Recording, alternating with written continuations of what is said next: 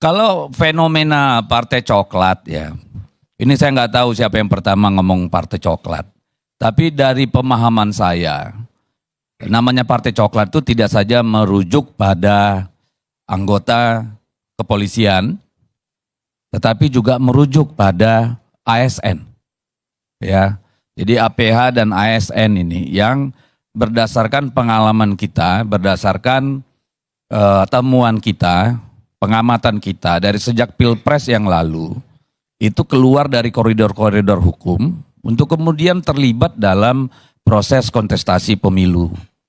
Dan itu sewaktu Pileg dan Pilpres kita sudah sampaikan ke Mahkamah Konstitusi.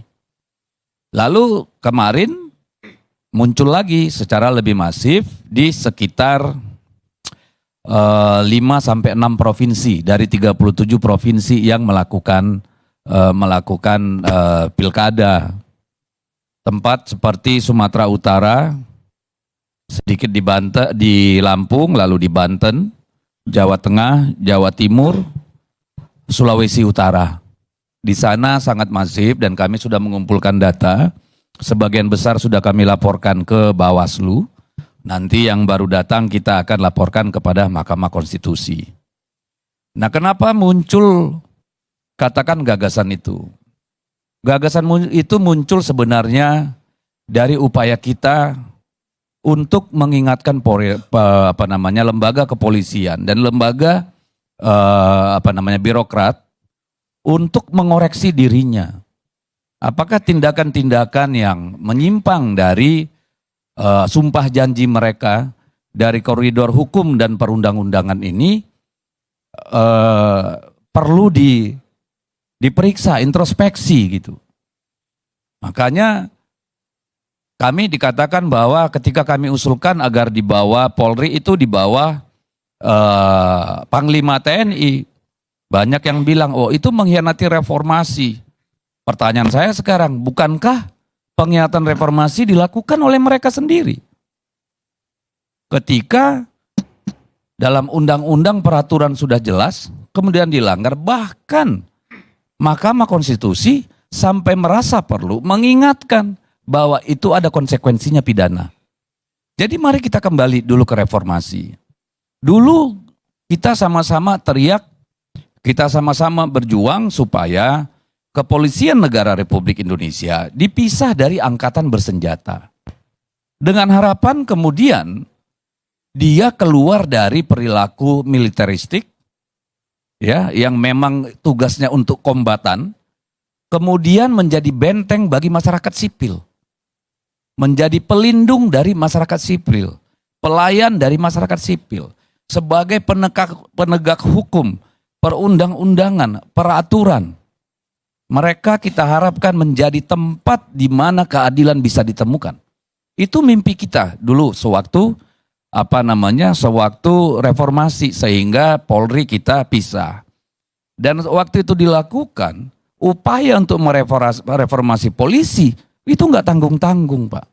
Kita tidak hanya menggunakan APBN, bahkan lembaga seperti PBB, United Nations, bahkan NGO-NGO besar mungkin seperti Ford Foundation atau yang lain itu ikut memberikan berbagai pelatihan kegiatan yang kemudian mendorong supaya lembaga kepolisian kita ini menjadi organisasi yang profesional, ya, organisasi yang berwibawa, organisasi yang disayangi oleh masyarakat sipil. Karena mereka 24 jam dalam sehari berinteraksi dengan masyarakat sipil. Kan itu nih gagasannya. Perjuangan masyarakat. Ya, itu perjuangan masyarakat sipil, termasuk saya. Saya sendiri mengalami kekerasan berkali-kali pada waktu rejim Soeharto. Dulu Pak, kita nggak bisa duduk lebih dari 5 orang, Pak. Kalau kita cerita panjang itu urusannya. Bagaimana saya sendiri dengan pengalaman sebagai aktivis, saya hampir di semua daerah terlibat dalam advokasi masyarakat berhadapan dengan korporasi maupun berhadapan dengan negara. Saya pribadi, Pak Bang Karni, bapak saya itu polisi, pensiun sebagai anggota fraksi ABRI. Ibu saya polwan, berhenti ketika anaknya 3 karena nggak bisa lagi ngurus anak-anak. Kami 6 bersaudara. Kakek saya polisi, Paman saya polisi, saya makan beras catu, anak kolong asli. Saya cinta polisi, institusinya. Dan saya percaya banyak orang baik di lembaga kepolisian yang sekarang juga pasti merasa terganggu dengan berbagai kejadian yang terjadi terkait dengan pemilu. Tidak hanya pemilu.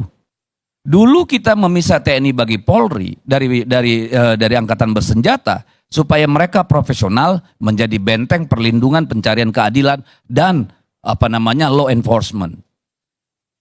Apakah tidak saatnya sekarang kita melakukan evaluasi? Sudahkah kepolisian ini memenuhi harapan masyarakat itu? Atau apakah ada bagian-bagian yang perlu kita sempurnakan? Misalnya, apakah kita membutuhkan supaya seperti di banyak negara yang beradab, polisi itu kecuali yang resersenya atau homicide-nya atau yang drugs related law enforcement itu nggak pakai senjata. Kalau kita jalan misalnya di Korea, nggak ada tuh polisi bawa pistol di mana-mana. Kita pergi ke Inggris tuh cuma bawa pentungan. Kecuali misalnya berhadapan dengan pelaku kejahatan dengan kekerasan, perampokan atau macam-macam lah. Apakah tidak perlu kita bicarakan itu? Apakah polisi yang sekarang sudah 1.000.000% merupakan kondisi polisi yang kita mimpikan bersama-sama? Nah, harap diambil apa yang kami sampaikan ini adalah bagian dari kecintaan kami pada polisi sebagai satu-satunya institusi yang diberi kekuatan koersif oleh negara, diberi senjata oleh negara untuk melindungi dan mengayomi. Baik, terima kasih. Penggabungan Polri di bawah TNI atau Mendagri itu sangat bertentangan dengan landasan hukum nasional. Mulai dari Undang-Undang Dasar 1945, TAP MPR nomor 6, nomor 7, dan Undang-Undang nomor 2 tahun 2002 serta Undang-Undang nomor 34 tahun 2004. Selain itu, upaya tersebut akan membawa implikasi yang sangat serius terhadap demokrasi, supremasi hukum, dan tata kelola pemerintahan yang baik. Dalam menjaga keamanan nasional, karena kita berbicara tadi banyaknya peristiwa-peristiwa, ya, saya kira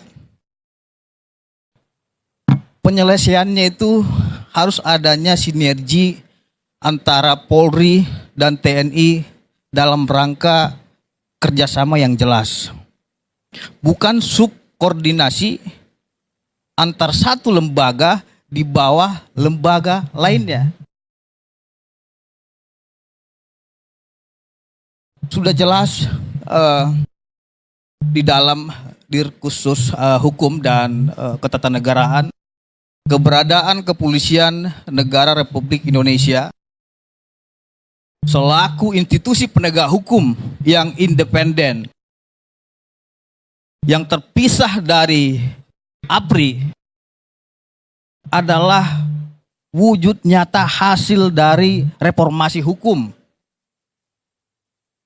dan kelembagaan yang telah diupayakan sejak era reformasi.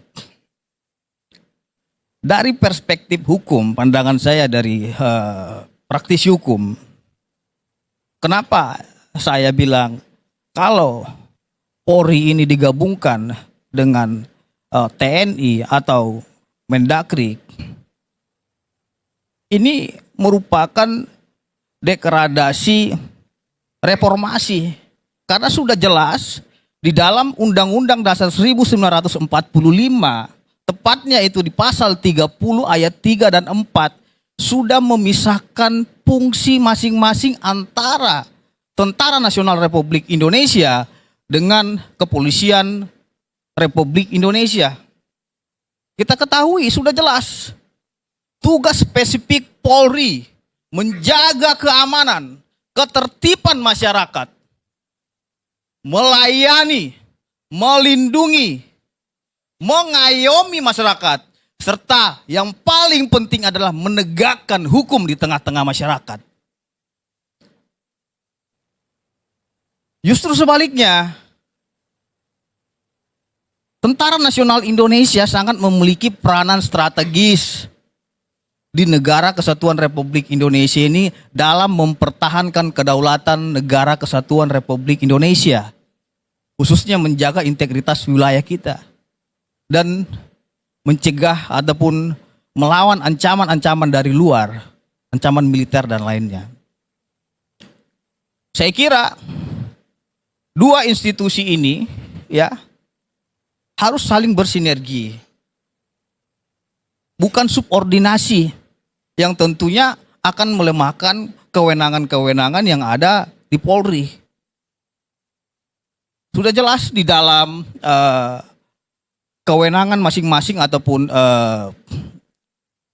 payung hukum yang ada di kepolisian maupun di Tentara Nasional Republik Indonesia, jelas konstitusi, jelas undang-undangnya diatur di dalam Undang-Undang Nomor 2 Tahun 2002 tentang Kepolisian Negara Republik Indonesia. Oke, tapi bagaimana kalau bawa Mendagri? Kalau Mendagri, saya kira polisi ini adalah seorang aparat penegak hukum. Tidak sangat tepat polisi kita ini dijadikan sebagai birokrat. Lama-lama disamakan nanti seperti Satpol PP. Menanggapi hal tersebut, Bung Karni, karena banyaknya ini hembusan-hembusan yang dikatakan partai coklat katanya. Saya kira ini adalah hembusan barisan sakit hati. Ya. Dan hembusan orang yang memang ingin meruntuhkan kepercayaan masyarakat kepada Polri. Berbicara oknum ya dan ingin melucuti oknum kepolisian, jangan juga kita membakar secara keseluruhan rumah orang tersebut. Sudah jelas, apabila memang ada pelanggaran oknum kepolisian, negara ataupun undang-undang telah mengatur polisi melakukan pelanggaran. Ada ranahnya di Propam dan fungsi pengawasan eksternal ya seperti Kompolnas berwenang untuk itu. Silakan laporkan. Yang menjadi persoalan adalah ketika hembusan-hembusan yang datang kepada kepolisian ini tidak dapat dibuktikan dengan putusan yang berkekuatan hukum tetap. Ini yang menjadi persoalan. Dan baru-baru ini juga usulan daripada teman-teman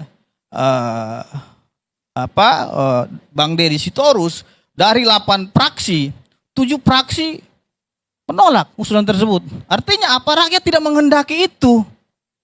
Itu gara-gara koalisi.